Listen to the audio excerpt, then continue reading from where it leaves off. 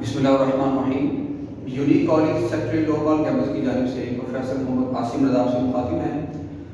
आज इंशाल्लाह हम कंसाइनमेंट का प्रॉब्लम नंबर 14 करेंगे, जो कि आपके यूनिक एग्जाम्स के हवाले से, लाहौर बोर्ड के हवाले से बड़ा अहम साबित हो सकता है। तो आइए शुरू करते हैं, अलग अलग नाम से शुरू करते हैं। आप तमाम लोग अपनी बुक्स ओपन कर लें। Chapter number 3, problem number 14। बिस्मिल्लाहिर्रहमानिर्रहीम। जब भी हम कोई भी क्वेश्चन करते हैं कंसाइनमेंट का, तो उसके चंद एक स्टेप्स हमें पता होनी चाहिए। मसलन सबसे पहला स्टेप्स गुड सेंट किस तरह से करनी है, गुड सेंट की एंट्री करनी है, expenses of consigner, advance and expenses of consigning, good sold, commission recording, unsold stock, consignment account, consigning account और अकाउंट रो। इससे पहले कि क्वेश्चन का आगाज किया जाए, मैं मुख्तसर आपको बताना चाहता हूँ कि कंसाइनर क्या होता है और कंसाइनी कौन होता है। तो बच्चों, ऐसा शख्स जो सामान सेल करने के लिए किसी दूसरे को भेजता है और कमीशन भी ऑफर करता है, ऐसे शख्स को कंसाइनर या प्रिंसिपल बोला जाता है। और जिस शख्स को सामान भेजा जाता है सेल करने के लिए, उसे कंसाइनी या एजेंट बोला जाता है। आइए शुरू करते हैं। क्वेश्चन नंबर 14 है। जब आप अपनी बुक्स ओपन करेंगे तो इसमें ज़हीर एंड सन्स ये मालिक है, यानी कि कंसाइनर है, और इसने अपनी कंसाइनमेंट हम्माद को भेजी है, जो कि कोहाट से बिलोंग करता है। तो जैसे कि आपको बताया कि पहली एंट्री हम करेंगे गुड सेंट की, माल रवाना करने की। एक बात आपको बताता चलूं कि कंसाइनमेंट जो है ये नॉमिनल अकाउंट है। नॉमिनल अकाउंट में तमाम एक्सपेंसेस और तमाम इनकम को रिकॉर्ड किया जाता है। कंसाइनर प्रिंसिपल जो मालिक होता है, इसके तमाम एक्सपेंसेस को रिकॉर्ड करने के लिए कंसाइनमेंट को इस्तेमाल किया जाएगा। मालिक की तमाम इनकम को लिखने के लिए कंसाइनमेंट को इस्तेमाल किया जाएगा। एक्सपेंसेस के लिए कंसाइनमेंट को डेबिट किया जाएगा और इनकम्स के लिए कंसाइनमेंट को क्रेडिट किया जाएगा। इसके बरअक्स जो कंसाइनी है, जो एजेंट है, कंसाइनी के तमाम एक्सपेंसेस को एक्सपेंसेस के नाम से लिखा जाएगा और इनकम्स को इनकम्स के नाम से लिखा जाएगा। और एक बात आपको बताते चलूं कि कंसाइनर और कंसाइन इन दोनों के दरमियान जो कॉन्ट्रैक्ट होता है उसका नाम है कॉन्ट्रैक्ट ऑफ एजेंसी, या कॉन्ट्रैक्ट ऑफ एजेंसी आपको एमसीक्यू में आ सकता है। तो बच्चों, यहाँ पर एक शख्स है ज़हीर एंड सन्स और दूसरा है हम्माद। ज़हीर एंड सन्स ने 1,80,000 रुपये का सामान हम्माद को सेल करने के लिए रवाना किया है, भेजा है, जो कि 400 इलेक्ट्रिक बल्ब्स बनते हैं। 400 इलेक्ट्रिक बल्ब्स उसने भेजे हैं ज़हीर एंड सन्स ने हम्माद को सेल करने के लिए। तो जब ज़हीर एंड सन्स सामान भेजेगा तो वह लिखेगा मेरी गुड्स में कमी हो रही है, गुड्स सेंट ऑन कंसाइनमेंट को क्रेडिट करना है। और यहाँ पर हम अकाउंट ओपन करेंगे, कंसाइनमेंट अकाउंट। यहाँ कंसाइनमेंट क्यों ओपन किया जा रहा है? ये किसी एक्सपेंस की वजह से नहीं ओपन किया जा रहा। यहाँ पर कंसाइनमेंट को ओपन करने का मकसद ये है कि हमारी टोटल जो डिस्कशन होनी है वो सारी की सारी कंसाइनमेंट बेसिस पर होनी है। तो कंसाइनमेंट एक नॉमिनल अकाउंट है, यहाँ पर हमने कंसाइनमेंट अकाउंट ओपन कर दिया है। तो पहले एंट्री क्या बनेगी? कंसाइनमेंट अकाउंट डेबिट और good Saint on consignment account credit 1,80,000 रुपये से। अभी क्योंकि हमारे तक माल पहुंचा नहीं है, अभी माल हमारी कस्टडी में है, हमारे पास मौजूद है, तो लिहाजा यहाँ पर हम माल एंट्री नहीं कर सकता। अब बच्चों, जब हमने सामान किसी दूसरे शहर में भिजवाना होता है, हमारे पास 4 रास्ते होते हैं, 4 तरीके होते हैं। हम बाय रोड भेज सकते हैं, बाय एयर भेज सकते हैं, बाय ट्रेन भेज सकते हैं, या बाय सी समुद्र के रास्ते से भेज सकते हैं। हम इन चारों में से जो तरीका इस्तेमाल करेंगे हमारे एक्सपेंसेस अकर होंगे, हमारे खर्चे होंगे, हमें अपनी पॉकेट से पैसे लगाने पड़ेंगे। तो बच्चों देखिए, जब हम यहाँ पर सामान रवाना करेंगे तो जो मालिक है उसका 2000 रुपये का अपनी पॉकेट से खर्च आएगा। तो मालिक क्या बनाएगा, मेरी कैश में 2000 रुपये से कमी हो रही है, लेकिन क्योंकि मेरी कैश में 2000 रुपये की कमी हो रही है, तो कमी हो किसकी वजह से रही है, एक्सपेंसेस की वजह से कमी हो रही है। और अभी भी हमने सीखा कि मालिक के तमाम एक्सपेंसेस के लिए रिकॉर्ड किया जाएगा कंसाइनमेंट अकाउंट को।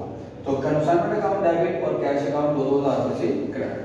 अभी भी कंसाइनिंग एंट्री नहीं बना सकता क्योंकि सामान अभी उस तक नहीं पहुंचा। तो बच्चों एक बात याद रखें, अब एडवांस की एंट्री होनी थी, लेकिन क्वेश्चन में एडवांस की एंट्री नहीं दी हुई, लिहाजा हम एडवांस की एंट्री को छोड़ देंगे, स्किप कर देंगे। बताना मैंने आपको ये था कि जब एक शख्स यानी कि कंसाइनर अपनी बुक में एंट्री बनाएगा तो ये कंसाइनी का नाम लिखेगा। जब कंसाइनी अपनी बुक में एंट्री बनाएगा तो कंसाइनर का नाम लिखेगा, दोनों एक दूसरे का नाम लिखे होंगे। अगर एक शख्स ने पैसा देना है तो दूसरे शख्स ने पैसा लेना है।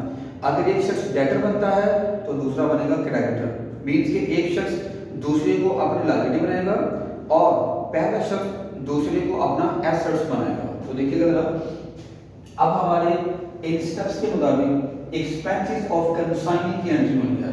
तो मैंने यहाँ से सामान रवाना किया था, वो बाहर पहुँच गया है। अब कंसाइनिंग जब उस सामान को वसूल करेगा तो जाएगा उस सामान को अपने गोदाम तक लेकर जाएगा, उसके एक्सपेंसेस क्या हो सकते हैं।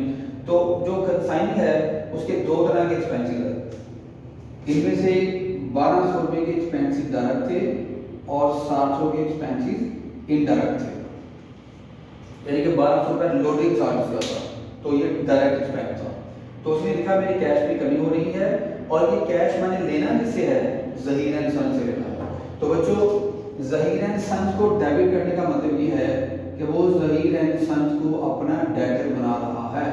डेटर का मतलब होता है अपना एसेट्स बना रहा है कि मैंने ज़हीर एंड सन्स से पैसे वसूल करने हैं। अब क्योंकि उसने मेरा नाम डेबिट किया हुआ है तो मैं अपनी बुक में उसका नाम क्रेडिट करूँगा। उसने मुझे बनाया है अपना डेटर, मैं उसको बनाऊंगा अपना क्रेडिटर या अकाउंट्स पेएबल मींस के लायबिलिटी। उसने मुझे अपना एसेट्स बनाया कि मींस ये जो 1900 रुपया मैंने अपनी पॉकेट से लगाया है ये मैंने ज़हीर से रिसीव करना है। और ज़हीर कर देते बिल्कुल आप ठीक कह रहे हैं, मैंने 1900 रुपया आपको देना है, आप मेरी लायबिलिटी हैं, आप मेरे क्रेडिटर हैं। तो बेटा यही मैंने आपको बात सिखाने की कोशिश की है कई बार पहले भी क्लास में भी कि एक शख्स अगर अपनी लायबिलिटी बनाता है तो दूसरा उसको अपना एसेट्स बना लेता है। तो बेटा इसने ज़हीर का नाम डेबिट किया और ज़हीर ने हमारा का नाम क्रेडिट कर दिया। अब जितना कैश इसने पे किया है ये कैश निकलवाएगा इससे ज़हीर से निकलवाएगा और ज़हीर का एक्सपेंस होगा तो ज़हीर अपनी बुक में लिखेगा कंसाइनमेंट अकाउंट डेबिट और हमारा अकाउंट क्रेडिट। यहाँ पर कंसाइनमेंट को डेबिट करने का मतलब ये है कि एक्सपेंस रिकॉर्ड किया जा रहा है। ये शख्स एक्सपेंस पे कर रहा है, ये लिखेगा एक्सपेंसेस पेड, लेकिन अभी इसने पे तो नहीं ना किए, ये तो बड़ी दूर बैठा हुआ है। तो ये लिखेगा एक्सपेंसेस रिकॉर्डिंग, मैंने एक्सपेंसेस को अपने बुक में रिकॉर्ड कर लिया है, कल को मैंने इसको वापस कर रहा है। अगर आप अपनी बुक में देखें तो तरतीब खराब दी हुई है। ये जो मैंने 2000 की एंट्री की है ना, ये सबसे एंड पे उसने दी हुई है। पॉइंट नंबर ए में देखें तो लिखा होगा 75% of the goods were sold by Hammad. Hammad ने 75% गुड्स 1,35,000 रुपये की सेल कर दी। अब हम सेल की एंट्री बना लेते हैं। जब हम्माद सामान बेचेगा तो हम्माद लिखेगा मेरे कैश में जमा हो रहा है। क्या ये सारे का सारा कैश हम्माद का है? यकीनन नहीं, ये हम्माद का तो कैश है ही नहीं। ये सारा कैश किसका है? ज़हीर एंड सन्स का, जो कि मालिक है। अब हम्माद ने यहाँ पर ज़हीर एंड सन्स को बना लिया है अपना अकाउंट पे, मींस ये अपना बना लिया है क्रेडिटर लायबिलिटी कि जितने पैसे मुझे वसूल हुए हैं ये सारे पैसे मैंने ज़हीर एंड सन्स को देने हैं, ये उसकी अमानत है, मेरे पैसे नहीं है। ठीक है, तो इसने ज़हीर एंड सन्स को किया क्रेडिट। अब ज़हीर एंड सन्स इसको क्या करेगा? अपनी बुक में डेबिट करेगा। डेबिट करने का मतलब ये है कि वो बना रहा है इसको अकाउंट रिसीवेबल, मींस कि अपना एसेट्स बना रहा है। क्या बना रहा है बच्चों? एसेट्स बना रहा है। और ये पैसा तो है जब ज़हीर को मिलेगा तो उसकी इनकम आ जाएगी। तो ज़हीर ने उसको अपनी बुक में कंसाइनमेंट के नाम से क्रेडिट करने के बाद अपनी ऑलरेडी इसको इनकम बना लिया है। तो एंट्री क्या बन गई, हमाद अकाउंट डेबिट और कंसाइनमेंट अकाउंट क्रेडिट। उसके बाद बच्चों हम बात करेंगे कमीशन की। तो आपकी बुक में लिखा हुआ है कि उसने कमीशन भी ली है अपनी, तो कमीशन की एंट्री देखते हैं। कमीशन उसकी बनती है 6,750 रुपये की कमीशन है, परसेंटेज जो हमेशा हम 6 पर कैलकुलेट करते हैं। तो कमीशन जो है ये हमाद की पर्सनल इनकम है, तो हमाद अपनी पर्सनल इनकम को इनकम के नाम से लिखेगा। एंट्री क्या बन जाएगी, ज़हीर एंड सन्स डेबिट और कमीशन अकाउंट क्रेडिट। अब क्योंकि ये कमीशन पे कौन करेगा, ज़हीर एंड सन्स, तो ज़हीर एंड सन्स अपने एक्सपेंस रिकॉर्ड करेगा कंसाइनमेंट के नाम से। उसने हमारा नाम डेबिट किया है, हम उसका नाम क्रेडिट कर देंगे। एंट्री क्या बन गई, कंसाइनमेंट अकाउंट डेबिट और हमाद अकाउंट 6,750 रुपये से क्रेडिट हो गया। अब बच्चों देखो 75% माल तो सेल हो चुका है, तो अनसोल्ड कितना सामान है 25%। उसकी कैलकुलेशन कर लेते हैं। कैलकुलेशन फॉर अनसोल्ड स्टॉक, तो ये कैसे हम करेंगे, हम लिखेंगे कॉस्ट ऑफ 25% गुड्स, कि हमारा वो सामान जो अभी तक सेल नहीं हुआ, जो बच गया है, उसकी कॉस्ट मालूम करनी है। कॉस्ट क्यों मालूम करनी है, देखिए बच्चों, जब सामान ज़हीर एंड सन्स ने लाहौर से कोहाड़ भेजा था तो उस सामान पर किराया लगा था, खर्चा लगा था, ठीक है। उसके बाद जब सामान कोहाड़ पहुंचा, कोहाड़ किसके पास पहुंचा, हमाद के पास। हमाद ने भी यकीनन उस सामान को उठाया होगा, रिक्शे में रखा होगा या अपनी गाड़ी में लगाया होगा, उसको गोदाम तक पहुंचाने के लिए उसका रास्ते में खर्चा आया होगा, यकीनन उसके पैसे लगे होंगे, एक्सपेंस रखकर हुए। फिर जब उसने सामान को गोदाम से उठाकर मार्केट तक लेकर गया होगा सेल करने के लिए, तब भी उसके पैसे लगे होंगे। फिर जब सारा सामान सेल हो गया, ये 25% बच गया, फिर इसको उठाकर वापस लेकर आया होगा, फिर इस पर खर्चा होगा यकीन। तो बताने का मकसद ये है कि हमाद का और हमारा इस सामान पर जितना भी खर्चा हुआ है, उसकी वजह से इस सामान की वैल्यू बढ़ गई है, इसकी कॉस्ट में इजाफा हो गया है, इसकी कॉस्ट पहले वाली नहीं रहेगी। तो हम इसकी कॉस्ट मालूम करते हैं, हम लिखेंगे कॉस्ट ऑफ 25% गुड्स। तो गुड्स थी कितने की, 1,80,000 रुपए की गुड्स थी। इनका 25% कैलकुलेट करेंगे तो आ जाएगा 45,000।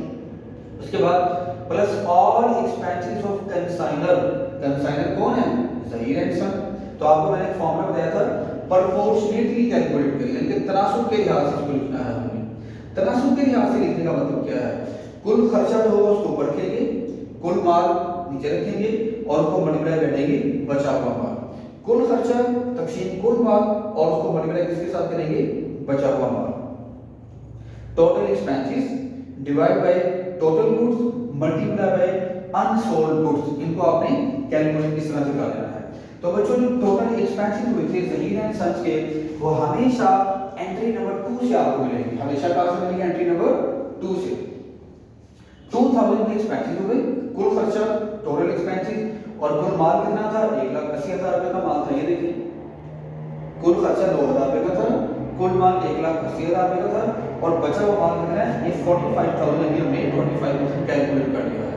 तो जब आप कुल खर्चा तकसीम कुल माल और बचा हुआ माल सॉल्व करेंगे तो आपका आ जाएगा 500 रुपया। अगर आप चाहें तो उसको एक और तरीके से भी कर सकते हैं। टोटल एक्सपेंसेस कितने थे हमारे 2000 में, कुल सामान कितना था, 400 इलेक्ट्रिक बल्ब थे, आप इनको लिख रहे हैं, और बचा हुआ माल कितना है 100। मुझे कैसे पता चला, ये 100 कैसे आए, इसको मैं यहाँ कर देता हूँ। 400 इलेक्ट्रिक बल्ब हैं, इनका आप निकालें 25% तो आ जाएगा 100 बल्ब्स। तो ये इस तरह से 100 बल्ब हो गए, इलेक्ट्रिक बल्ब हो गए। इनको सॉल्व करें, आंसर फिर आपको यही है। उसके बाद ये पहला क्वेश्चन है जो मैं आपको करवा रहा हूँ, जिसमें डायरेक्ट एक्सपेंस ऑफ कंसाइनिंग भी दिए होंगे।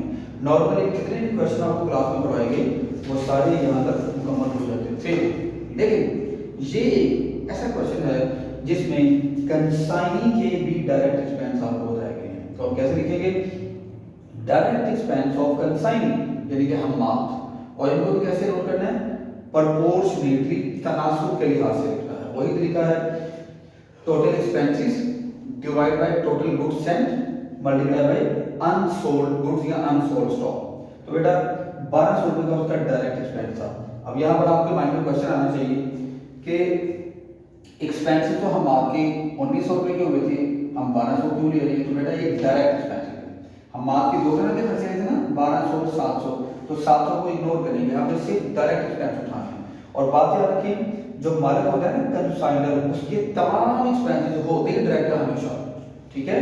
कंसाइनी के डायरेक्ट एक्सपेंस कौन कौन से हो सकते हैं, लोडिंग अनलोडिंग हो सकता है, ऑक्ट्री ड्यूटी हो सकता है, ठीक है।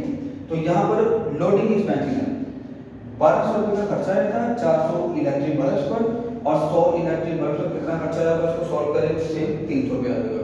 या 1200 रुपये का खर्चा था, टोटल माल कितना था 1,80,000 रुपये का, और बचा हुआ सामान कितना था 45,000। तो इसको सॉल्व करने के बाद 300 रुपये आ जाएगा, और ये 45,800 रुपये का आपके पास आ गया अनसोल्ड स्टॉक। अब इस अनसोल्ड स्टॉक की हम एंट्री बना लेते हैं। अब क्योंकि ये जो अनसोल्ड स्टॉक है ना बच्चों, ये मेरा एसेट्स है, ये इस साल सामान नहीं बिका लेकिन अगले साल सेल हो जाएगा। एजेंट जो है उसको पता है कि ये सामान मैंने इस साल नहीं बेचा, इसको अगले साल बेचूंगा। जब अगले साल या नेक्स्ट टाइम मैं उसको जितनी मजीद कंसाइनमेंट भेजूंगा सेल करने के लिए, और पिछला सामान उसमें ऐड हो गया, सारा सामान बिक जाएगा। तो बच्चों ये मेरा सामान लॉस नहीं हुआ, ये सामान तबाह बर्बाद नहीं हुआ, ये एक्सीडेंट के लिए तबाह नहीं हुआ, इसको आग भी नहीं लगी, इसको चोरी भी नहीं किया गया, ये सामान बिल्कुल सेफ एंड साउंड है और ये अगले साल सेल हो जाएगा। तो इसकी एंट्री बना लेते हैं। स्टॉक क्योंकि मेरा एसेट्स था तो मैंने अपने एसेट्स को डेबिट कर लिया। स्टॉक ऑन कंसाइनमेंट 45,800 से डेबिट, और दूसरी साइड में लिखा है तो कल को सामान बिकेगा, मुझे इनकम नहीं हासिल हो जाएगी, तो कंसाइनमेंट को एज एन इनकम रिकॉर्ड कर लिया गया। तो उसके लिए क्या बनेगी, cost of unsold stock recording.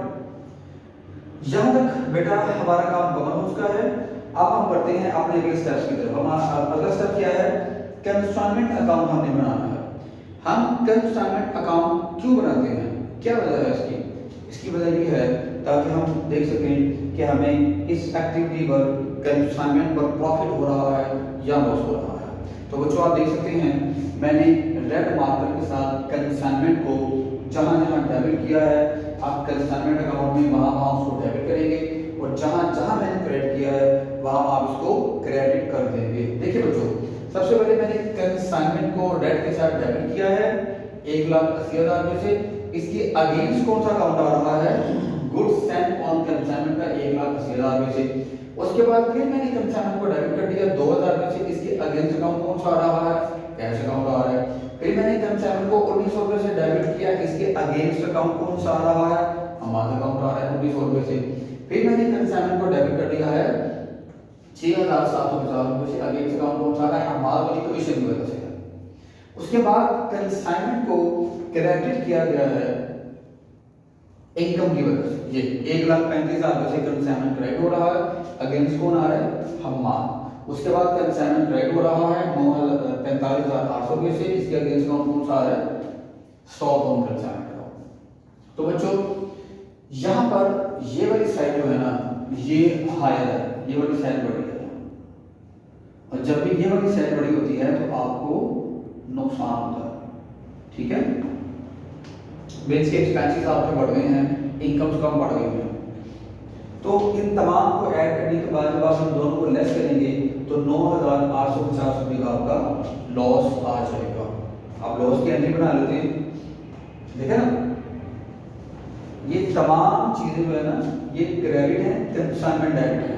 कैसे, consignment debit goods and credit, consignment debit cash credit, consignment debit Hamad credit, consignment debit और हमाद क्रेडिट, ठीक है बच्चों। इसी तरह ये जो दो चीजें ना बच्चों, ये जो दो चीजें हैं मेरा बेटा, ये दोनों चीजें यहाँ पर हो रही हैं क्रेडिट, ठीक है, बल्कि दोनों चीजें डेबिट हो रही हैं और कंसाइनमेंट यहाँ पर क्रेडिट हो रहा है। कैसे, हमाद डेबिट कंसाइनमेंट क्रेडिट, ये देखिए, ये Hamad debit consignment credit, stock debit consignment credit, Hamad debit consignment credit, stock debit consignment credit. इसी तरह profit and loss debit consignment credit. इस तरह से आपने एंट्री बना दी है। ये profit and loss debit consignment credit 9,850 रुपये से, ये हमारा आंसर है, हमारा क्वेश्चन कंप्लीट हो चुका है। अब आपने खुद से बनाना है कंसाइनी अकाउंट बनाना है। कौन सा अकाउंट बनाना है बच्चों, कंसाइनी अकाउंट खुद बनाना है, और उसका बैलेंस होगा वो कैश में लगा दीजिएगा एंड में। उसके बाद आखिरी एंट्री हम करते हैं गुड्स सेंट ऑन कंसाइनमेंट हमारे पास रेट हो रहा है और इसको मिटाने के लिए हम यहाँ पर डेट कर देंगे। तो वो जो आपका क्वेश्चन ये कंप्लीट हुआ। मेरा बेटा इस क्वेश्चन को आप पहली बार देखें, ना समझ आए दूसरी बार देख लें और इसको खुद अपने हाथों से करने की कोशिश करें और इंशाल्लाह नेक्स्ट लेक्चर में आप हमारे साथ होंगे नॉर्मल लॉस वाले क्वेश्चन के साथ।